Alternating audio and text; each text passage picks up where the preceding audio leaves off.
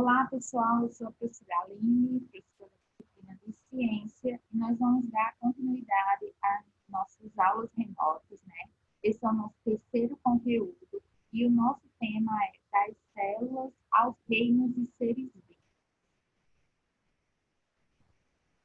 Nós estamos muito acostumados a ver o que os nossos olhos são capazes de ver ao nosso redor. Porém, se os nossos olhos eles pudessem ampliar as imagens que estão, as coisas que estão ao nosso redor, nós ficaríamos abismados com a quantidade de coisas minúsculas que são incapazes de serem vistas pela nossa visão, certo? Então, o que aconteceu é que muitos estudiosos, muitos cientistas, eles começaram a realizar a observação de materiais, utilizando, então, imagens ampliadas desses materiais e de seres vivos através de lentes de aumento e de instrumentos fabricados com essas lentes de aumento. Um desses estudiosos que começou a estudar, a usar lentes de aumento para visualizar materiais e seres vivos, foi essa pessoa que está sendo mostrada na imagem, que é Robert Hooke, certo? Hooke, ele construiu um dos primeiros microscópios, que é esse que está sendo mostrado aqui na imagem, certo? E aí, nesse microscópio, ele utilizava lentes de aumento para visualizar fatias de cortiça. E a cortiça, na verdade, é um material que é feito a rolha. Então, ele pegava essa rolha, que é formada por um material chamado de cortiça, cortava minúsculas fatias e observava usando o microscópio dele, que tinha lentes que aumentavam a imagem daquela fatia. E aí, o que ele observava era essa estrutura aqui, ó, na cortiça. Observem que o que ele via, na verdade, eram pequenos buraquinhos que pareciam com favos de mel, que eu estou mostrando bem aqui abaixo. Ele chamou esses pequenos buracos de célula, que significa, uma palavra que vem do latim, que significa pequeno compartimento, pequena célula ou pequeno compartimento, certo? Então, na verdade, o que acontecia é que o material que é formado a cortiça, ele era formado por esses pequenos buracos, que na verdade eram só a camada externa de células, que um dia foram vivas. Então, aqui nós tínhamos células vazias, certo? Então, por isso tinha esses buracos, e aí que um dia foram vivas em algum momento da vida, mas no material que ele observava eram células mortas. E aí os cientistas começaram a fazer uso dessas lentes de aumento para observar vários outros seres vivos e utilizando também os microscópios, certo? Então aí eles perceberam, eles conseguiram realizar várias observações e chegar à conclusão de que todo ser vivo ele é formado por células. Isso é chamado de teoria celular. Então a teoria celular, ela afirma que todos os seres vivos são formados por células. E ela foi possível de ser montada, essa teoria, graças à observação dos seres vivos utilizando aparelhos que são chamados de microscópio. No microscópio é possível ampliar a imagem daquele material que você está observando através de lentes de aumento que estão na composição desse aparelho, certo?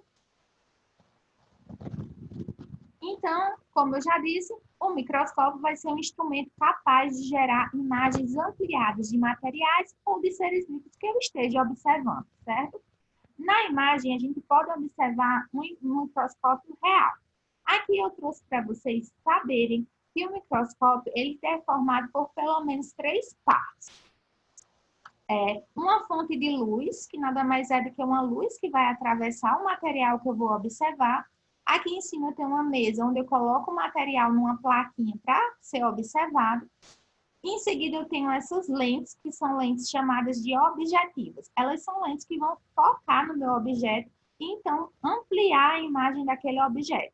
E aqui eu tenho a lente chamada de lentes oculares, que elas são as lentes onde a gente posiciona os nossos olhos, por isso que tem esse nome ocular, para que a gente possa visualizar, então, a imagem ampliada desse material que eu estou observando, certo? Esse microscópio aqui, que é um microscópio chamado de microscópio composto de luz, Ele é capaz de gerar uma imagem ampliada de um material em até 1.500 vezes de aumento, certo?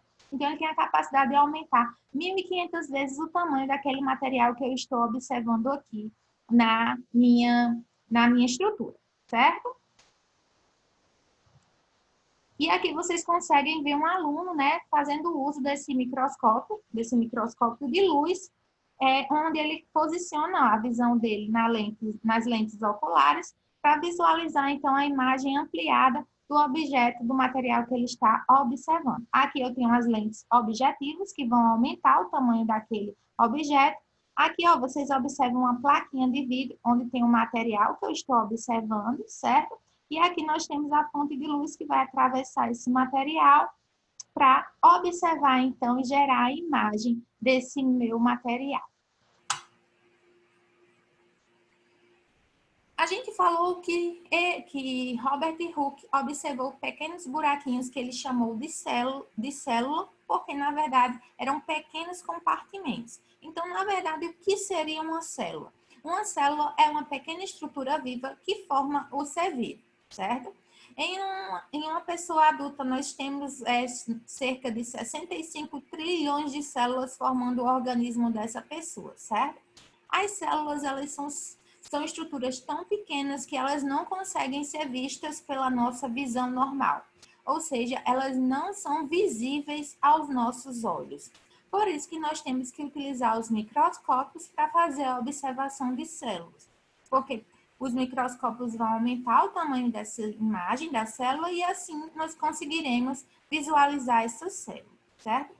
Para vocês terem noção do quanto a célula é uma estrutura pequena, vocês podem observar aqui, ó, nessa imagem, que é uma imagem de microscópio, certo? De uma célula que é um óvulo, né? A célula reprodutiva feminina. E aí, ó, vocês conseguem ver a dimensão, 0,02 centímetros. Então, é uma estrutura muito pequena, incapaz de ser visualizada com a visão normal, ou seja, o que eu chamo de ver a olho nu. É impossível ver uma célula a olho nu. Mas a gente falou que o nosso organismo ele é formado por 65 trilhões de células em um adulto. Mas se vocês analisarem, vocês vão perceber que nem todas as células elas têm, no corpo de um ser vivo, elas apresentam o mesmo formato, certo? Isso acontece porque a célula, o formato da célula depende da função que essa célula desempenha, certo? Por exemplo, as células vermelhas do sangue, que eu estou mostrando aqui, que são os glóbulos vermelhos, elas têm um formato arredondado. Por quê? Porque isso facilita a função dessa célula no corpo, que é ser transportada pelos vasos sanguíneos, ou seja, os vasos que circulam o sangue. Então, esse formato redondo facilita o transporte das células vermelhas junto com outras coisas que estão contidas no sangue ao longo do nosso corpo, certo? Já as células musculares, elas são células compridas e que formam feixes, ou seja, elas formam feixes, conjuntos de células umas juntos das outras, certo? Esse formato comprido e em forma de feixe faz com que essas células elas possam, ora se contrair, ora se relaxar. Essa função de contrair e relaxar permite, então, que o nosso corpo ele realize movimentos, como, por exemplo, as células aqui, ó, musculares do braço, ao se contraírem e ao se relaxar, conseguem levantar ou baixar esse braço, ou seja, executar um movimento. Essa capacidade de executar um movimento, ela só acontece devido ao formato dessas células, que é um formato comprido e em forma de feixe, certo? Por sua vez, as células nervosas, elas também têm um formato diferente. Então, se vocês observarem, elas são células alongadas e com ramificações, certo? Então, cheias de ramos. Isso acontece porque essas células têm esse formato para facilitar o recebimento e a transmissão de informações ao longo do nosso corpo, certo?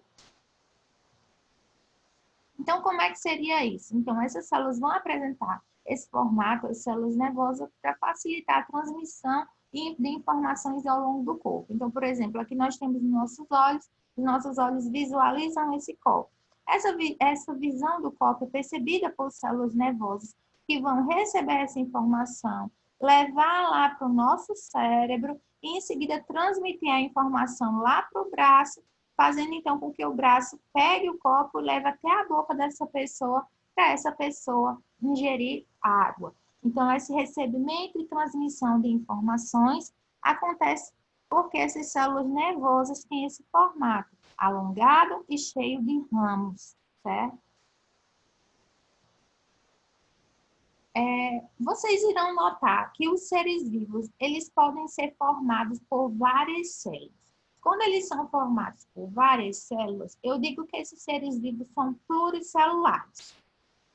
Seres vivos pluricelulares são exemplos: a árvore, o fungo, os cachorros, os animais, as águas verdes e as aves também. Então, todos os seres vivos formados por várias células são chamados de seres pluricelulares. Os seres pluricelulares são aqueles seres que a gente consegue visualizar com a nossa visão, certo? E nós, seres humanos, também somos seres vivos pluricelulares, ou seja, nós somos formados por várias células. Já os seres vivos unicelulares, como o próprio nome diz, são seres vivos formados por uma única célula. Exemplo de seres vivos unicelulares são as bactérias e também os protozoários, como no caso a ameba. Essa imagem aqui, ela mostra uma ameba. Se vocês notarem, eu só tenho uma única célula aqui, então por isso que a ameba é unicelular. Aqui nós temos a foto dessa ameba, a imagem dessa ameba, obtida por microscópio, certo? Então, a ameba, assim como as bactérias, são formadas por uma única célula. Por isso que são seres vivos unicelulares. Seres vivos unicelulares, eles também podem ser chamados de micro-organismos, justamente porque eles são organismos muito pequenos, então, por isso eles recebem esse nome, micro-organismos, porque são organismos muito pequenos e incapazes de serem vistos pela nossa visão, certo? A gente só conseguiria visualizar os micro-organismos utilizando os microscópios, que vão ampliar o tamanho deles na imagem e assim a gente consegue visualizar esses micro-organismos. Então, aqui a gente tem a imagem de bactérias, certo? Que também são seres vivos unicelulares. Então, aqui vocês estão vendo a imagem, a representação de uma bactéria, certo? E aqui a imagem é obtida a partir do microscópio. Então, usando o microscópio, eu amplio o tamanho dessa bactéria e assim eu consigo visualizar a estrutura dessa bactéria. Quando a gente fala em célula, a gente precisa compreender a estrutura da célula animal, assim como a estrutura da célula vegetal. Então, vamos iniciar com a célula animal. Aqui eu tenho uma imagem, uma representação da célula animal, certo? Essa célula animal, vocês vão notar que ela é formada por uma membrana ao redor dela, que é chamada de membrana plasmática. A membrana plasmática, ela é uma membrana que separa o conteúdo de dentro da célula da parte de fora da célula, certo? Então, ela separa a estrutura celular do ambiente externo, certo? Além disso, a membrana plasmática, ela controla a entrada e a saída de substâncias dessa célula. Outra estrutura que nós vamos encontrar na célula animal é uma estrutura aqui no centro chamada de núcleo. No núcleo, nós vamos encontrar um material genético, que corresponde à informação do funcionamento daquela célula. O material genético, ele é formado por uma substância chamada de DNA, certo? Então, no núcleo, nós vamos encontrar o material genético, que é formado por uma substância chamada de DNA. No material genético estão as informações para o funcionamento daquela célula, informações de substâncias que serão produzidas e tudo que aquela célula precisa de informação para se manter viva e funcionando.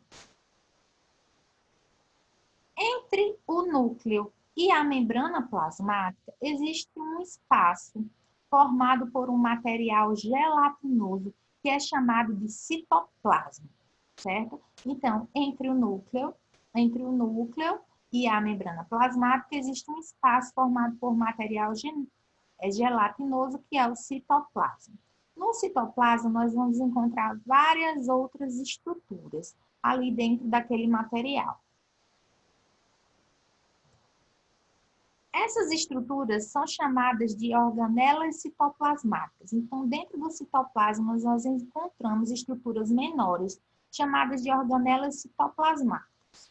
As organelas citoplasmáticas, como a imagem que está mostrando, alguma delas, são essas estruturas que estão aqui dentro do citoplasma e elas vão realizar funções para que aquela célula se mantenha viva e funcionando de forma adequada. Então, tudo isso que eu estou mostrando aqui com o mouse são exemplos de organelas citoplasmáticas. Quais são as funções dessas organelas? Essas organelas, elas vão produzir, transportar e armazenar substâncias que a célula precisa. Elas vão também realizar a eliminação de substâncias tóxicas ou que entraram dentro da célula ou que foram produzidas por a célula, certo? Além disso, as organelas citoplasmáticas, elas vão controlar o reparo de estruturas da célula que foram danificadas, certo?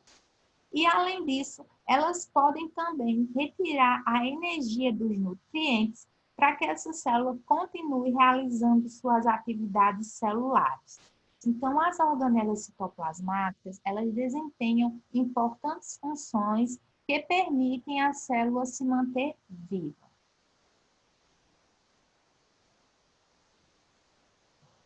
Pessoal, eu só queria deixar claro aqui que eu não comentei no slide anterior, passou um pouquinho despercebido, mas eu vou comentar agora.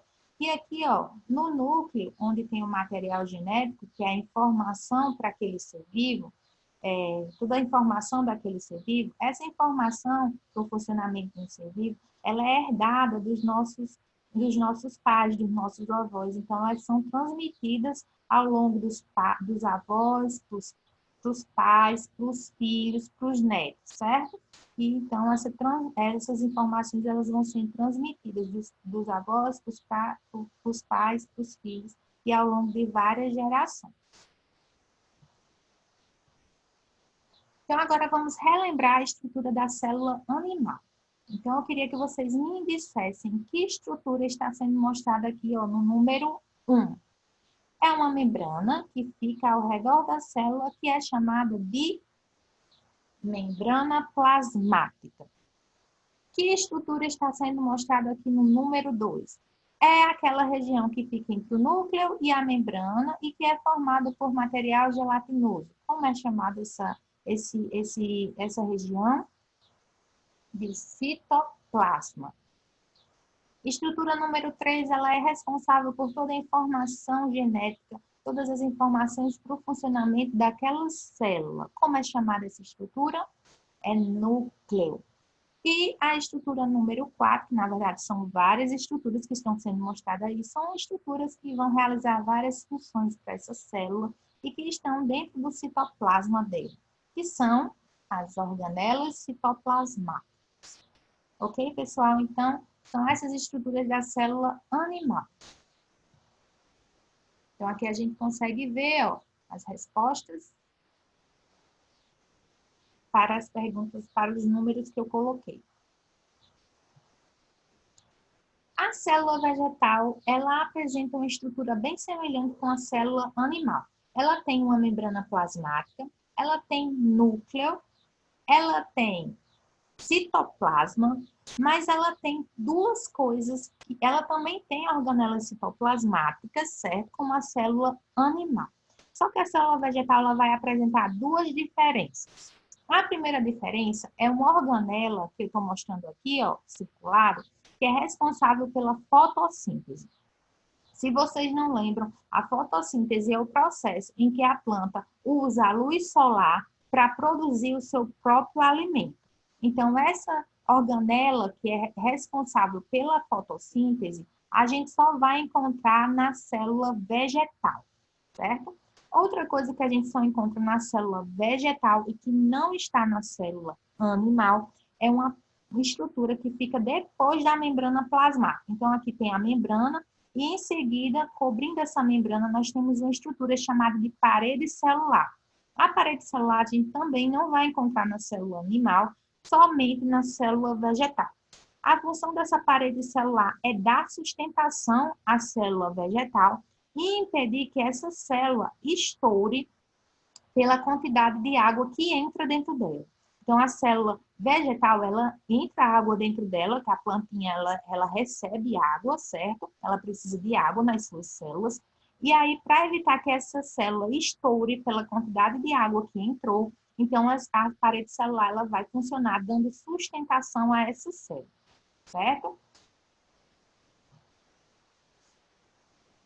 No passado, os biólogos, que são aqueles cientistas que estudam os seres vivos, eles classificaram os animais, ou seja, eles colocaram os animais em dois grandes grupos, certo? Os seres vivos, perdão, gente. Colocaram todos os seres vivos em dois grandes grupos. O grupo que foi chamado de reino vegetal, certo? E o outro grupo que foi chamado de reino animal. Então, todos os seres vivos, ou eles pertenciam ao reino vegetal, ou eles pertenciam ao grupo do reino animal. Contudo, aconteceu um pequeno probleminha que foi a questão das bactérias. Alguns seres vivos, como as bactérias, eles eram seres vivos formados por uma única célula, ou seja, eram unicelulares, e também eram seres vivos que o material genético ele não estava dentro de um núcleo. Então, esses seres vivos nem pertenciam ao reino vegetal e nem pertenciam ao reino animal. Porque tanto o reino vegetal como o reino animal têm seres vivos formados por várias células e tem também um núcleo formando a estrutura deles. Então, a bactéria não podia estar em nenhum desses dois grupos, nem no reino vegetal e nem no reino animal, porque as características dela eram diferentes dos seres vivos que estavam nesses dois reinos, certo? Elas tinham só uma célula e não tinham um núcleo. O material genético delas não estava dentro do núcleo. E aí o que aconteceu é que os biólogos eles começaram a observar a presença do núcleo para poder classificar um ser vivo em algum grupo. Então, eles começaram a dividir os seres vivos em seres chamados de procariotos, que são seres vivos unicelulares e que o material genético não está dentro do núcleo, como, por exemplo, as bactérias. Então, as bactérias são seres procariotos porque elas são formadas por uma única célula e o material genético delas, ó, o DNA que está aqui em verdinho, não está dentro do núcleo, está solto aqui ó, no citoplasma da célula da bactéria, certo? Já os seres chamados de eucariotos eram seres que poderiam ser tanto unicelulares quanto pluricelulares, ou seja, formados por uma célula ou por várias células. Só que o núcleo, o material genético deles estava dentro de um núcleo. Então, seres eucariotos são seres uni ou pluricelulares e que o material genético está dentro de um núcleo, como, por exemplo, os animais, os fungos e as plantas. E aí, baseado no material genético dos seres vivos, baseado no tipo de célula, se era uma célula eucariota ou uma célula procariota, os biólogos classificaram os seres vivos em 6 reinos, que receberam os seguintes nomes: reino das bactérias, reino das arqueias, reino dos protistas, reino das plantas, reino dos fungos e reino dos animais, certo? Então, os reinos das bactérias e das arqueias são reinos formados por seres vivos que são procariotos, ou seja, não apresentam material genético dentro de um núcleo. Já o reino dos protistas, que inclui os protozoários, o reino das plantas, o reino dos fungos e o reino dos animais, são reinos formados por seres vivos eucariotos, ou seja, uni ou pluricelulares, e com um material genético dentro do núcleo. Então, os seres vivos, eles são atualmente classificados nesses 6 reinos. Com isso, eu encerro a aula de hoje. E aí, peço que vocês leiam as informações, as orientações que estão lá no plano de estudo que eu enviei, para que assim vocês possam saber o que devem fazer e, em seguida, realizar a atividade, certo? Além disso, lá vocês vão encontrar links com informação complementar sobre o conteúdo.